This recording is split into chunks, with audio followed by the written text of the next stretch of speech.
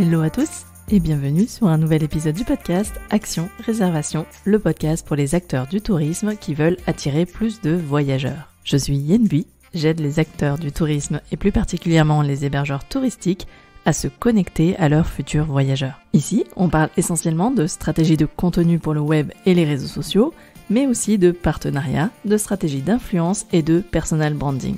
Si vous voulez gagner en efficacité dans votre communication, alors ce podcast est fait pour vous. Je vous donne rendez-vous chaque mercredi pour un épisode solo au format court ou avec mes invités qui viennent partager leur expertise ou leur retour d'expérience. Retrouvez tous mes conseils sur mon site yenbui.fr et téléchargez mes ressources gratuites dans la rubrique bonus. Aujourd'hui, j'ai le plaisir d'accueillir Gwen Linders, brand manager chez Gringo, la première plateforme française de réservation d'hébergement touristique responsable. Elle nous partage sa vision du tourisme durable et nous explique les différentes étapes et les outils que la plateforme a mis en place pour accompagner les hébergeurs touristiques dans leurs engagements éco-responsables. Bienvenue à toi Gwen, je suis vraiment ravie de t'accueillir au micro du podcast aujourd'hui. Ça fait déjà un moment que je suis abonnée au contenu de Gringo et je suis vraiment impressionnée par la quantité et la qualité des contenus que vous produisez. Est-ce que tu peux commencer par nous partager ta vision du tourisme en France et plus particulièrement du tourisme durable ? Oui, bonjour Yann et merci de me recevoir sur ton podcast. Alors bien sûr, ma vision du tourisme durable en France, alors c'est d'abord de partir à la rencontre en fait des hébergeurs et de nos merveilleux hôtes en France.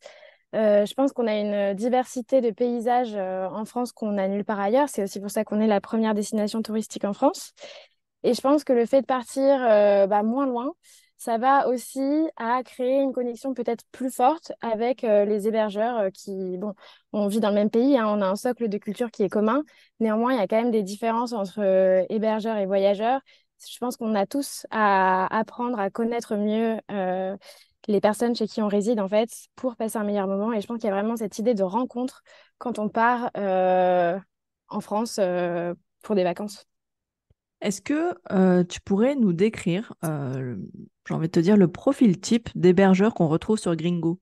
Euh, voilà, quels sont, à qui ça s'adresse principalement ou qui est-ce qu'on retrouve? Que ce soit, par exemple, si tu devais l'expliquer à un voyageur, quels sont les types d'hébergeurs qu'il peut trouver sur cette plateforme? Alors, il y a vraiment beaucoup de profils, hein. Mhm. Autant dans les logements qui sont mis à disposition sur la plateforme. Donc, on a vraiment pas mal de diversité entre de l'insolite, de la chambre d'hôte, des hôtels, des gîtes, même un peu de camping. Et ensuite, en termes de personnalité type des hébergeurs, je dirais aussi qu'il n'y en a pas. Le but aussi, c'est justement de proposer une solution qui correspond à un très grand nombre d'hébergeurs et de voyageurs. La chose, je dirais, qui rassemble tous ces hébergeurs, c'est l'envie de proposer du coup une escapade authentique. C'est vraiment cette histoire d'authenticité et d'échange, d'aller à la rencontre de ces voyageurs. Mhm. Pareil pour les voyageurs, d'aller à la rencontre des hébergeurs. Et aussi d'être conscient des enjeux du réchauffement climatique et de mettre en place des choses dans son logement pour y contribuer. On n'a D'accord. pas voulu faire quelque chose avec des critères minimums parce qu'on s'est dit qu'on exclurait trop de monde. Mhm. Et c'est pas parce qu'une personne n'a pas un chauffage éco-responsable que son logement. Enfin, il y a tellement de critères en fait. Il y en a 110. On a fait une grille du coup de plus de Oui. 110 critères sur lesquels on se base pour sélectionner nos hébergeurs. Et on n'a pas pu sélectionner 10 critères minimum par exemple. Où on s'est dit, bon, bah, si la personne ne remplit pas ces critères-là, on ne va pas la prendre. C'est plus compliqué que ça, hein. Oui, c'est pas Et c'est discriminant et c'est pas. L'important, c'est qu'ils soient tous regroupés dans une valeur commune, c'est-à-dire qu'ils ont développé une conscience écologique, climatique, ça c'est ce que tu as dit. Et est-ce que le fait de sensibiliser les voyageurs à un tourisme durable fait partie aussi des points communs qu'on peut retrouver chez les hébergeurs? Est-ce qu'il y a une vraie démarche de totalement. sensibilisation? Est-ce que nous, on s'engage à faire, mais est-ce qu'il y a une démarche de sensibilisation auprès des voyageurs aussi? Alors, encore une fois, je pense que ça dépend des hébergeurs parce que tout le monde n'est pas non plus au même point. Et Hmm. on ne demande pas à tout le monde d'avoir une démarche hyper proactive. Ok, Maintenant, il y a une charte Gringo que les hébergeurs s'engagent à signer. Dedans, il est stipulé du coup que les hébergeurs sont conscients des enjeux-là et mettent en place des choses dans leur ok. logement. Et pour beaucoup, de manière générale, ça passe quand même par un échange autour de ça, oui. D'accord, ok. Et aujourd'hui, si tu devais donner ta propre définition du tourisme durable, ce serait laquelle? Alors, je dirais que c'est vraiment une histoire de choix et qu'il y a des choix à différentes étapes en fait de la constitution d'un voyage. Et donc, ça commence par la destination. Est-ce qu'on part loin ou est-ce qu'on part plutôt en France? Mhm. Ensuite, il y a la question du transport. Comment on y va? Est-ce qu'on C'est-à-dire, y est-ce va? qu'on prend des transports doux, de type, par exemple, vélo, maintenant, de plus en plus, ou le train, ou des choses comme ça? C'est ce type-là? Tu parles de faire ce choix de type de transport, Ouais, plutôt c'est que ça. l'avion, par exemple? C'est ça, c'est le choix du transport. On a justement développé notre comparateur de transport chez Gringo, donc qui permet de calculer d'entre un point A à un point B, six moyens de transport sur le temps, l'impact et le prix. On a fait aussi ce comparateur parce qu'on sait que c'est pas du tout un choix évident, que forcément les couples qui n'ont pas d'enfants peuvent être plus mobiles et avoir moins de contraintes que les familles. Pareil, l'impact de la voiture, par exemple, Mm. il est divisé par le nombre de personnes qui sont dedans, hein. Oui, Donc oui, forcément, c'est quand on vrai. est à 4, la voiture est plus si loin finalement que le train. Et on sait que le train, ça coûte aussi cher. Donc Mm. voilà, l'idée, c'est de faire du mieux qu'on peut en fonction de ses contraintes. Et en termes de choix, quand on peut préparer son voyage et qu'on veut voyager de manière responsable, donc tu parlais de choix, le choix de la destination, le choix du transport, ça se joue aussi sur d'autres types de choix? Oui, bah, bien sûr, il y a le choix des activités sur place. Mhm. Qu'est-ce qu'on va faire? Est-ce qu'on va faire de la randonnée ou est-ce qu'on va faire plutôt du bateau? Comment on y va aussi sur place? Le nombre de kilomètres, par exemple, qu'on fait depuis le logement. Et donc ça, l'hébergeur joue aussi un rôle important hein, dans cette histoire de guider le voyageur, de donner un petit peu ces petites recommandations de qu'est-ce qu'il y a à faire le mieux dans le coin. Et en plus, ça permet aussi de sortir des sentiers battus, hein. Les hébergeurs, je pense, sont les mieux placés hein, Ah bah pour là, conseiller tu prêches une des endroits. convaincue. Ouais, tu prêches une convaincue là. Et puis du coup, ça induit les comportements sur place, les types d'achats qu'on fait. Tu parlais de déplacement, par exemple, je vois de plus en plus des hébergeurs qui mettent à disposition, par exemple, des vélos ou même des barques s'ils sont le long d'un fleuve ou, par exemple, pour la Somme, j'ai interviewé la Somme. Et c'est vrai que il y en a beaucoup qui proposent des barques à disposition. Je trouve ça génial et des vélos. Et donc le déplacement, ça en fait partie. Mais sur place, on peut aussi revoir ses comportements d'achat plutôt que de, par exemple, Bien partir avec sûr. le coffre plein. Euh, Ouais, bah déjà consommer local, hein. Il y a plein de petites épiceries pareil que l'hébergeur peut conseiller. Et ensuite, il y a beaucoup d'hébergeurs aussi qui proposent de la restauration sur place, que ce soit le petit déjeuner ou alors carrément une table d'hôte. mm. Et donc là, encore une fois, la composition des menus, est-ce qu'il va y avoir des options végétariennes? Où est-ce qu'on se fournit? Est-ce que ça va être des aliments locaux ou non? Ok. Tout ça est à prendre en compte. J'aime bien cette idée de dire que le tourisme durable, c'est avant tout une question de choix et qu'on n'est pas forcément dans le jugement parce qu'on fait, et c'est ce que tu as dit, hein, on fait vraiment en fonction de ses propres contraintes, de son budget aussi, bien évidemment, mais aussi des contraintes de voyage, comme tu l'as bien dit, et je me reconnais là-dedans. Hein, c'est nous, on part à 4 avec un bébé qui a 8 mois.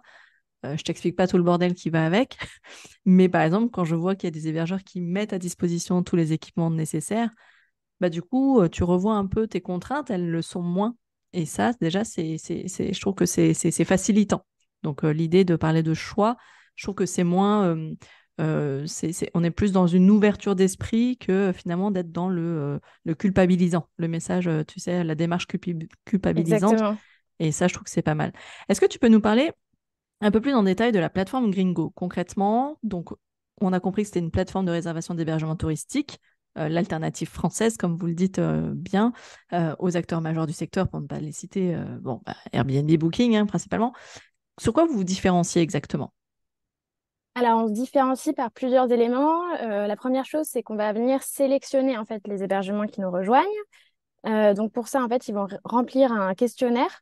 Et Mhm. sur cette base, on regarde en fait le rapport qualité-prix de l'expérience, on regarde les avis sur d'autres plateformes et on regarde aussi leur démarche par rapport au développement durable. Ils ont un petit paragraphe à remplir. C'est totalement libre. Et ensuite, nous, en fonction de ces éléments-là, on va juger s'ils correspondent à ce qu'on recherche ou pas. On n'est pas du tout draconien. On accepte à peu près 70% des demandes. Après, c'est vrai qu'il y a quand même des hébergements qui ne correspondent pas exactement à ce qu'on cherche. Donc voilà, on veut proposer quand même une qualité suffisante et assez élevée hein, pour nos hébergements. Et c'est ça qui fait notre différence. L'autre différence, c'est aussi justement sur ces critères éco-responsables. Une fois que l'hébergeur rentre chez Gringo, il va pouvoir remplir un questionnaire avec nos 110 critères, cocher ceux qu'il a chez lui, et ceux-là seront ensuite apparents sur l'annonce directement. Sur cette base, pareil, se calcule un éco-score et un CO2 score, du coup, pour Génial. permettre de donner un peu plus de visibilité aux voyageurs, notamment aussi sur les critères qu'ils recherchent en particulier. Ok, super. Ça permet, oui, effectivement, de pouvoir comparer, en fait, de pouvoir se donner un ordre d'idée plus précis de l'engagement responsable de l'hébergeur. Ok, Oui, ça, je c'est trouve ça. ça génial de se donner des fonctionnalités comme ça du point de vue du voyageur, comme le comparateur d'itinéraire, hein, ce que tu disais tout à l'heure. Et cet éco-score, je pense que ça permet de vraiment de prendre une décision éclairée. Et ça, je trouve ça Oui, très sympa, parce que je pense que c'est un peu le problème dès qu'on parle d'une démarche durable, c'est qu'il y a beaucoup de flou encore dans pas mal de solutions. Et je pense que de donner ce genre d'éclairage, ça aide à prendre la décision. Est-ce que tu c'est peux ça. justement, alors tu nous l'as dit, hein, 70% de demandes qui sont acceptées. Est-ce que tu peux quand même nous en dire un peu plus? Parce que, bon, ceux qui nous écoutent sont principalement des hébergeurs. Demain, à la suite de l'écoute de l'épisode, s'ils souhaitent remplir une demande en ligne, est-ce que tu peux nous en dire un peu plus à propos du processus de sélection? Et aujourd'hui, combien compte la plateforme en termes d'hébergeurs? Combien il y a d'hébergeurs inscrits en 2023 sur la plateforme actuellement? Alors aujourd'hui, il y a 3500 hébergeurs sur la plateforme pour un total à peu près de 7000 logements. Donc certains D'accord. hébergeurs ont plusieurs hébergements. On a aussi d'ailleurs lancé le programme conciergerie récemment. Donc ça permet du coup aux conciergeries d'avoir plusieurs comptes et de gérer en fait plusieurs annonces en même temps. Mhm. Donc ça a été aussi une demande des hébergeurs. Il faut savoir aussi notamment qu'on co-construit en fait le site avec nos hébergeurs et avec nos clients. Donc en fait, on est encore une petite équipe, on est encore au début, on a été créé en février 2021. Maintenant, on n'a pas donc capacité illimitée, mais on donne vraiment une grosse place au retour de nos hébergeurs pour co-construire avec eux la plateforme et répondre en fait à leurs attentes. Oui, sur ce point de Euh, vue, d'un point de vue de développement de la plateforme, vous êtes vraiment en mode startup où vraiment vous allez à la pêche aux infos au plus près pour faire de la co-conception, de la co-création. Ça c'est top, ouais. Tout à fait ça, on en avait parlé et j'aime beaucoup hein, cet esprit agile en fait que mm. vous pouvez mettre en place. Et du coup, oui, concernant la démarche pour attirer des hébergeurs sur la plateforme, du coup, sur le processus de sélection. Donc, soit c'est l'hébergeur qui remplit le formulaire, donc c'est à son initiative, ce que tu nous as expliqué tout à l'heure. Est-ce que Mhm. vous aussi, vous entrez en contact avec eux? Vous allez en Oui, chercher certains? donc on a une équipe de 5 personnes vraiment dédiées aux hébergeurs. Donc là-dedans, il y a à la fois les personnes qui sont plus un petit peu service client, celles qui gèrent plus les réglages avec les hébergeurs, mais on a aussi une équipe un petit peu de business développeurs Mhm. qui a sélectionné en amont les annonces qui correspondent parfaitement à ce qu'on recherche et qui, du coup, vont être dans une démarche plus proactive de contacter les hébergeurs qui correspondent à nos critères pour les intégrer directement. D'accord. Et donc, après, dans tous les cas, vous demandez aux hébergeurs donc, de signer cette charte d'engagement, dont je mettrai Bien le sûr. lien dans les notes de l'épisode et puis sur l'article de blog. Je crois aussi que je suis tombée aussi sur une page sur votre site qui explique tout le processus de sélection, qui est bien expliqué. Donc, je mettrai aussi le lien. Donc, si j'ai bien compris, vous avez donc sur 7300 hébergements présents sur la plateforme. Le panel est très large, ce que tu disais tout à l'heure, il y a de l'insolite, il y a de toute taille, de tout type. J'ai l'impression qu'il y a une volonté d'offrir un tourisme qui soit accessible à tous, tout budget, tout type d'engagement, etc. C'est surtout Tu m'avais dit quelque chose quand on a préparé l'épisode, et cette phrase, je la trouve très importante, c'est le plaisir de voyager avec une juste rémunération des autres. Est-ce qu'on peut en parler justement de cette rémunération? Oui, bien sûr. Alors, on propose donc notre principe économique en fait se base sur une commission, donc qui est de 12%. On est totalement transparent avec ça. Il y a même un article de blog sur notre blog qui détaille tout sur Mhm, pourquoi est-ce qu'on est à ce niveau de commission-là et pourquoi on ne pourrait pas en fait vivre sans ce niveau de commission-là. Maintenant, c'était vraiment un choix engagé de proposer une commission qui est plus basse que nos plateformes concurrentes. Sur les plateformes concurrentes, on est à peu près entre 18 et 20%. mhm, Et là-dedans, je compte à la fois la commission sur l'hébergeur et le voyageur. mhm. Chez nous, du coup, la commission est uniquement prélevée sur l'hébergeur et pas sur le côté voyageur. Et voilà, donc avec ces 12%, quand même, on arrive à faire fonctionner une petite équipe de 20 personnes et on Ouais. arrive à faire quand même de belles choses En termes de visibilité, enfin, je pense à la presse, toutes les retombées presse qu'on a eues cette année. On est passé dans le Capital, on a eu 3 JT sur TF1. Enfin voilà, on offre quand même, on commence en tout cas à avoir une petite Tout notoriété, à fait. surtout dans le milieu, Oui. dont on est assez content vu bah, ça fait pas longtemps qu'on existe, quoi. Ouais. Alors justement, tu vois, tu parles de commission de 12% qui effectivement est moins élevée que celle des plateformes concurrentes. Là-dedans, il y a évidemment l'accès à la plateforme, mais il y a bien plus que ça, en fait. Aujourd'hui, vous proposez d'accompagner aussi dans la communication, la démarche responsable. Tu peux nous présenter en détail à quoi on a accès quand on est hébergeur et qu'on intègre la plateforme Gringo? Quelles sont les différentes actions que vous menez auprès des hébergeurs? Je sais qu'il y a un gros volet communication et puis un gros volet développement que tu as plus ou moins déjà évoqué avec la co-création. Est-ce que tu peux nous en parler en détail? Oui, bah, du coup, je peux commencer par le volet communication que je Mhm. gère un petit peu de plus près. Oui. Donc, on a développé, encore une fois, en sondant les hébergeurs, un kit de communication qu'on donne aux hébergeurs. Ça comprend du coup des éléments visuels, euh, comment faire pour mettre, par exemple, le petit macaron gringo sur leur site, comment faire un post Instagram. À chaque fois, il y a deux types de contenus. Soit c'est des contenus qui sont déjà tout faits, en fait, pour ceux qui n'ont pas forcément le temps et qui ont besoin vraiment de quelque chose clé en main. Et ensuite, il y a aussi un guide de comment créer un post à partir de rien avec les différents éléments et on essaye vraiment d'accompagner à ça. Ensuite, il va y avoir aussi de la visibilité sur nos canaux de communication. On a une 150 000 personnes qui nous suivent, donc c'est à la fois par nos réseaux sociaux et notre newsletter. Donc là, Mhm. on essaye quand même de donner un petit peu la chance à tous nos hébergeurs d'apparaître quelque part. Mhm. On a par exemple nos nouveautés de la semaine où on va mettre une story avec le lien de l'hébergement et une photo de l'hébergement et ses caractéristiques, le lieu, le prix et le nombre de personnes. Ensuite, du coup, il va y avoir pour certains hébergeurs, malheureusement, on peut pas, enfin voilà, Bien sûr, vu le on a nombre. 7000 hébergements, on peut pas faire 7000 postes par an, c'est pas possible. Par contre, on va sélectionner toutes les semaines une pépite de la semaine qu'on met sur Instagram, donc là, c'est un focus un peu plus complet. Et ensuite, dans la newsletter, souvent, c'est des sélections thématiques. Par exemple, récemment, on a fait une sélection petit prix.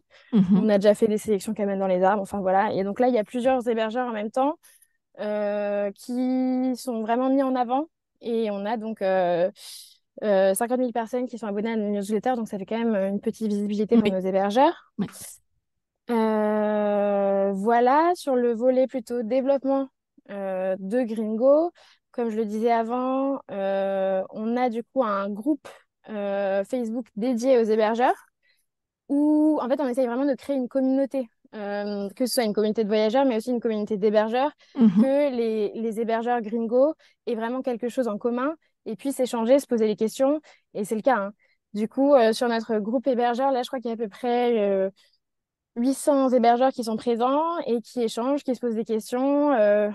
Je pense par D'ordre exemple, technique, des astuces, des produits, ouais, des ampoules, des marques, des choses très comme ça, pratique. j'imagine. Ouais. Mm. Même, quelle solution avez-vous trouvé pour vos voyageurs concernant les cendriers? Comment vous faites? Qu'est-ce que vous Mm. avez mis en place? Et donc là, il y en a plein qui... Enfin, vraiment, les hébergeurs ont du coup plein de solutions auxquelles on n'a pas forcément pensé, qui sont vraiment de l'ordre du minimalisme. Enfin, plein de choses en fait très simples ou parfois plus compliquées, mais en tout cas des choses auxquelles on n'aurait pas forcément Du coup, pensé. c'est Et en hyper fait, on se dit, ah inspirant, oui, ouais. Et ouais, oui, voilà, c'est c'est hyper ça. inspirant, ça c'est chouette. Ça c'est très très chouette. Ouais.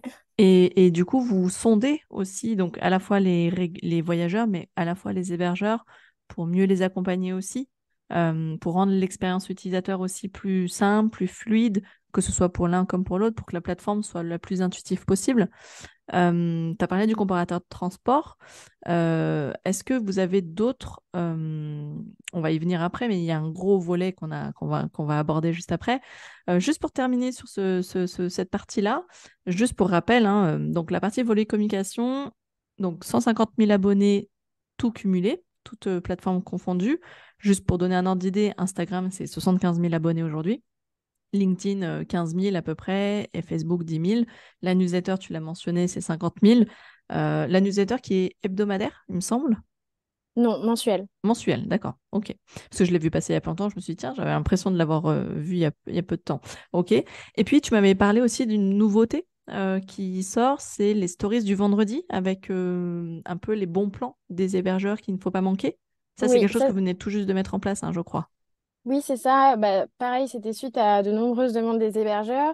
En fait, on sait qu'il y a parfois des annulations de dernière minute. On sait qu'il y a parfois, bah voilà, on a envie de remplir, il nous reste un week-end de libre, et bah, l'hébergeur propose une réduction. Et c'est Mhm. quelque chose qui n'est pas encore disponible sur le site, de faire des offres un petit peu flash. Mm.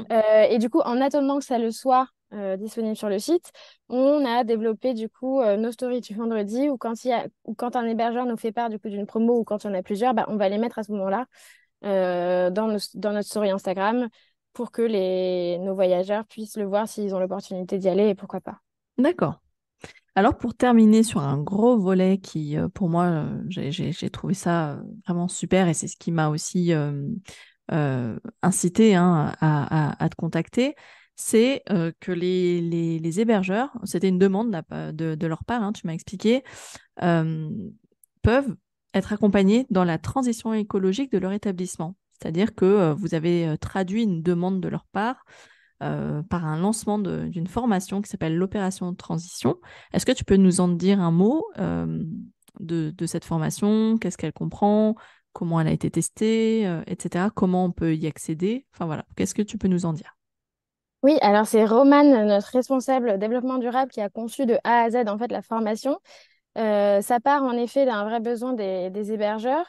Ils ont été beaucoup en fait à nous écrire, et aussi suite à un sondage qu'on leur avait envoyé. Ils ne savaient pas par où commencer en fait pour mettre en place des choses, et aussi mettre en place des choses actionnables qui ne représentent pas non plus un budget démesuré, pardon.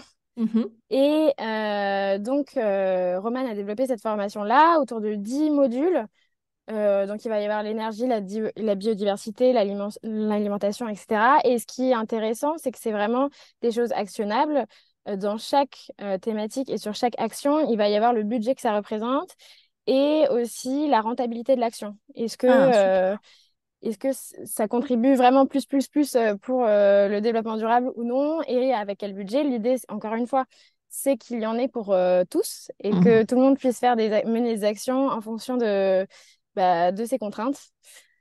Et du niveau Euh, d'engagement qu'on a envie d'atteindre, du coup, c'est ça, aussi. c'est D'accord. ça. Et du coup, finalement, cette formation, c'est vraiment un outil d'aide à la prise de décision dans sa stratégie de développement pour un hébergeur, du coup. Parce que ça lui permet d'avoir une vue à la fois donc financière et stratégique et sur son impact et comment est-ce qu'il va pouvoir justement développer son engagement éco-responsable. Donc ça, je trouve ça super. C'est une formation qui est 100% digitale et Oui, accessible à tout moment. C'est-à-dire que c'est pas on peut l'intégrer quand on veut. Voilà, on peut y accéder quand on veut. D'accord. c'est Vous ça. l'aviez Et il y a testé?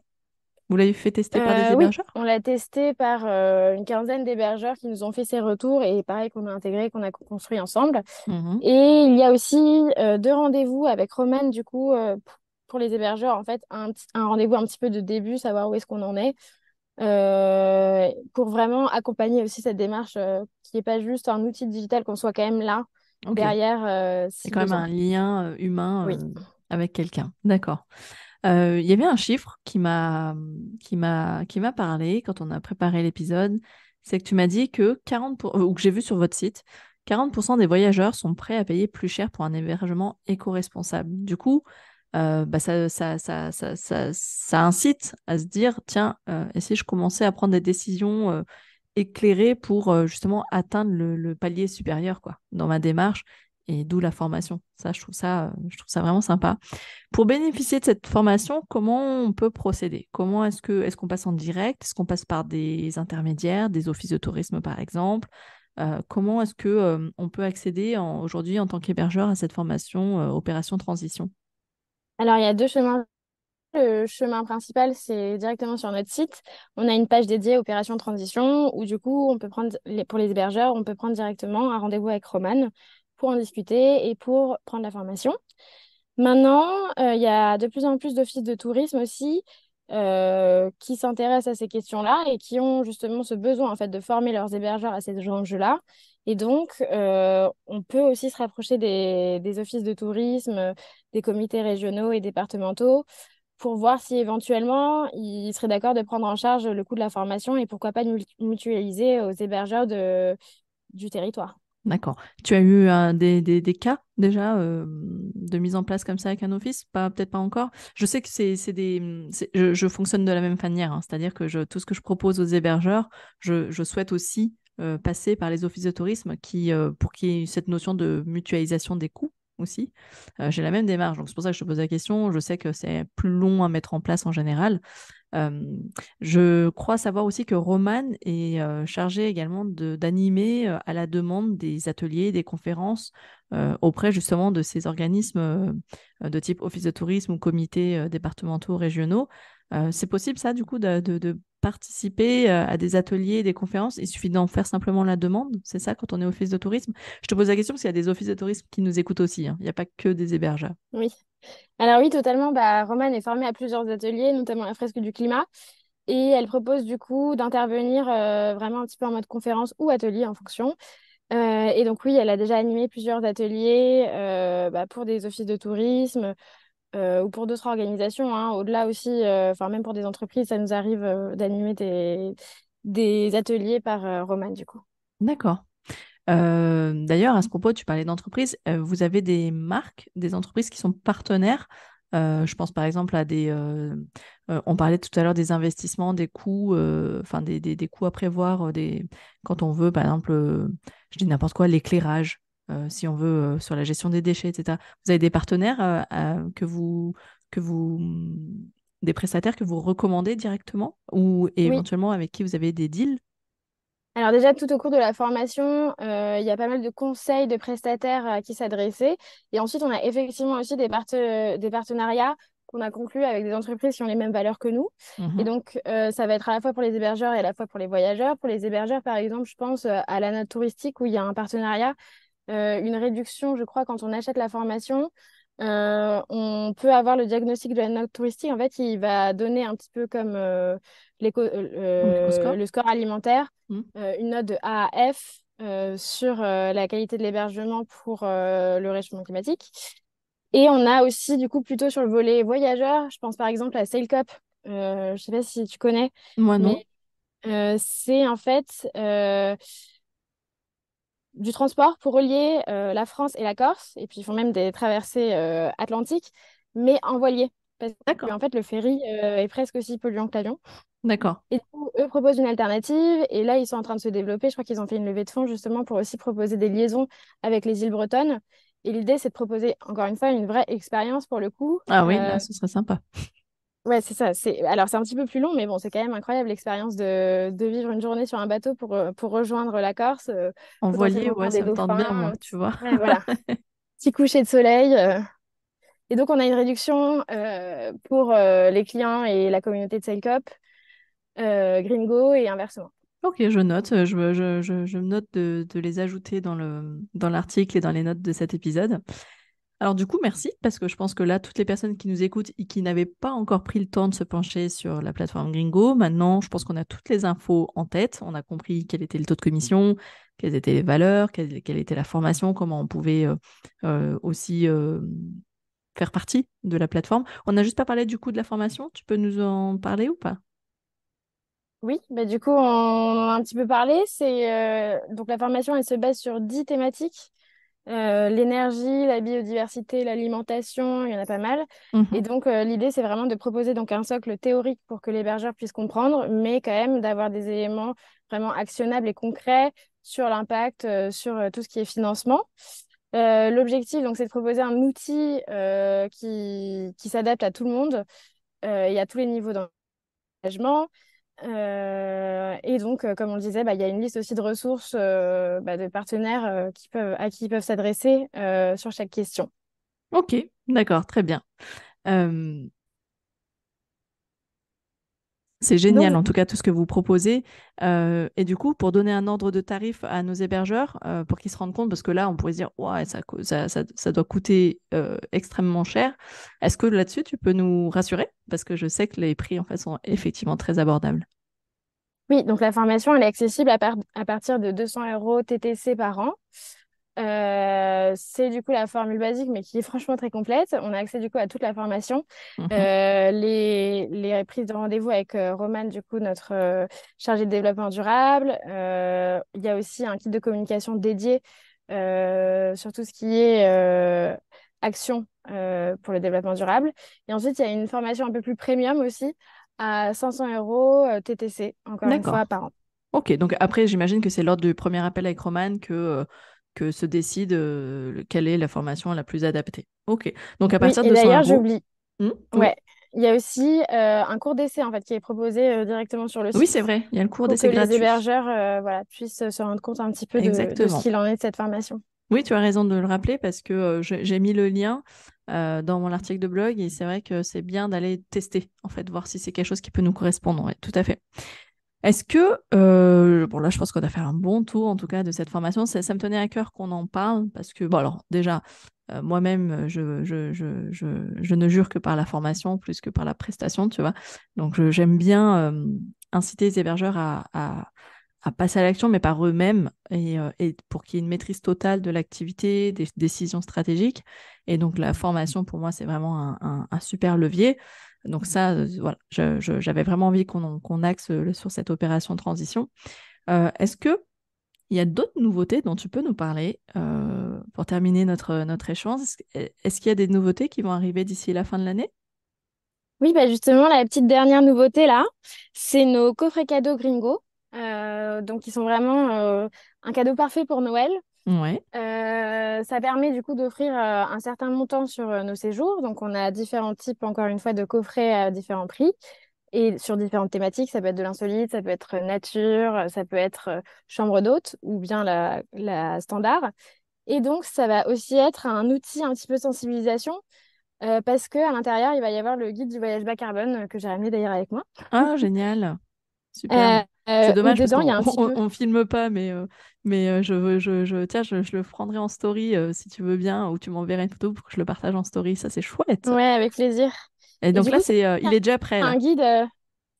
Ouais, ouais, bah, il est déjà prêt. Bah, là, j'ai un exemplaire avec moi. Ouais. Et du coup, l'idée, ça a été vraiment de condenser en fait le maximum d'informations pour pas que ça soit trop lourd à lire, que les gens puissent retenir un maximum de choses, surtout les heures de grandeur qui sont importants, mais quand même, et toujours dans un esprit de ne pas culpabiliser les gens et plutôt de sensibiliser et de donner toutes les clés en fait aux gens pour voyager de manière plus durable. Et j'imagine que ça reprend ce que tu nous as dit en début d'épisode, à savoir euh, se poser déjà les premières questions, quel choix je fais, comment je voyage, et voilà, quand je prépare mon voyage, quelles sont les questions à se poser, quels sont les choix à faire, et en fonction, ben, je prends des décisions, encore une fois, éclairées sur mon impact. Une petite question, comment, parce que donc j'imagine que ça fonctionne comme toutes les box de voyage, hein, il y a un livret avec la sélection d'hébergeurs par zone géographique, par thématique, tu disais peut-être les insolites ou autres. Comment va se faire cette sélection? Combien, sur la première mouture en tout cas, parce que peut-être que vous allez le faire évoluer, sur la première mouture, vous envisagez de sélectionner combien d'hébergeurs pour la box? Alors en fait, il va pas y avoir vraiment de sélection. Ça va être de l'argent en fait qui va être crédité sur le compte Gringo Ah oui, d'accord, oui, oui, du tout coup ça, c'est une des carte heureux cadeau. bénéficiaires. Voilà, Ok. D'accord, ok. C'est pas, ok, donc on peut accéder à l'ensemble des hébergeurs présents sur la plateforme. c'est ça. Maintenant, il va y avoir, voilà, il y a des thématiques qu'on retrouve via les coffrets qui vont être plutôt de l'insolite, plutôt de la nature, et donc on va proposer des logements en accord avec ça. Et bien sûr, on n'a pas pu mettre les 7 D'accord, oui, c'est un 000 logements extrait, dans notre petit livret. ok. Voilà, D'accord. Ok, très bien, je vois bien. Mais ce n'est pas, voilà, ce n'est pas sélectif, ce n'est juste qu'un aperçu, finalement, ce c'est petit ça. livret. Ok, Et très ensuite, bien, ça, je bien l'avais sûr, pas. il va y avoir le prix quand même. Forcément, si on a le coffret à 70 euros, on va pas pouvoir avoir accès aux logements les plus chers. Oui, tout à Donc, fait. c'est plutôt par Ça le fait prix juste une, que. ça Ouais, fait une participation à ce moment-là. c'est ça. Bien sûr, le bénéficiaire peut ensuite rajouter au bout s'il le souhaite. Exactement. D'accord. Tu peux nous redire les tarifs de ces box qui vont sortir? Tu les connais déjà? Oui, alors il va y avoir 12 box, Ah oui. 4 collections. Donc la collection éco-responsable de base, la collection nature, la collection insolite et la collection chambre d'hôte. Donc dans la gamme standard, la première box va être à 79 euros. Mhm. On en différencie aussi par nuit. Donc en fait, la première va plutôt correspondre à une nuit. La deuxième, qui est à 149 euros, va correspondre à 2 nuits. Et la dernière, à 189 euros, plutôt à 3 nuits. Ça fait des super. En tout cas, je trouve ça génial parce que je trouve que c'est une idée de cadeau. On connaît déjà cette box, Mais de faire un cadeau original et à impact, ça devient un peu plus nouveau. Et Oui, et du coup, à la fin, il y a une phrase que j'aime beaucoup à la fin du livret. Il y a marqué ce coffret émettant de CO2. Maintenant, il peut être un levier d'action formidable. À vous de jouer, en fait. ouais, super, effectivement. Et je pense que rien que la démarche d'offrir ce type de cadeau, ça a déjà un impact fort et d'inciter son entourage à, à- à voyager de manière consciente, en fait. Je trouve que c'est important et donc on a tous un rôle à jouer, même en tant que prescripteur, finalement. Et ça, c'est vraiment important. J'ai hâte de suivre le lancement de cette box. Je trouve que c'est vraiment, encore une fois, une excellente idée pour mettre en avant le voyage responsable. Encore un immense merci à toi, Gwen, d'être venue enrichir donc cette mini-série dédiée au tourisme durable. J'ai vraiment été ravie de t'accueillir, de mettre en lumière la mission et les valeurs engagées de Gringo. Écoute, j'espère que tu as pris du plaisir aussi à partager ce moment. Et je mettrai tous les liens pour retrouver Gringo, hein, notamment principalement votre site web, le lien de la formation. On vous retrouve essentiellement sur Instagram et sur LinkedIn, même si vous êtes présent sur Facebook, mais je vois que vous êtes quand même beaucoup plus actif sur Instagram et LinkedIn. Donc, merci beaucoup, Yann, pour l'accueil. Écoute, moi j'espère vraiment qu'avec cet épisode, plus d'hébergeurs, effectivement, prendront ce rôle aussi à cœur pour ceux qui ne l'ont pas encore fait. Et j'espère qu'en tout cas, ça aura donné plein d'éclairage à toutes les personnes qui n'en sont qu'au début, parce qu'il faut bien un premier pas. Et j'espère que cet épisode fera partie de ce premier pas. Merci à toi encore, Gwen. Et puis je te dis à très vite pour la suite. J'ai hâte de voir la continuité de Gringo. Encore merci à toi. Merci beaucoup, Yann. À bientôt. À bientôt. Et voilà, chers auditeurs, j'espère que cet échange avec Gwen vous a plu, que vous avez découvert la plateforme Gringo pour la plupart d'entre vous, ou pour celles et ceux qui connaissaient déjà la plateforme mais qui n'étaient pas encore inscrits. J'espère que cet épisode vous a en tout cas inspiré et motivé pour le faire. Comme d'habitude, hein, vous le savez, je vous mettrai tous les liens dans l'article de blog et aussi dans les notes de cet épisode. En tout cas, n'hésitez pas à me faire vos retours sur les réseaux sociaux, en particulier sur Instagram et LinkedIn. N'hésitez pas aussi à faire un coucou à Gringo, à Gwen en particulier. Et pour ma part, écoutez, je vous retrouve la semaine prochaine pour un nouvel épisode. Et comme d'habitude, si vous souhaitez soutenir le podcast, merci de me laisser une jolie note 5 étoiles ou un commentaire sur la plateforme d'écoute de votre choix. Ça m'aide vraiment beaucoup à donner de la visibilité au podcast et ça me motive toujours à vous délivrer de nouveaux épisodes. En tout cas, à la semaine prochaine pour un nouvel épisode et d'ici là, portez-vous bien. Ciao ciao!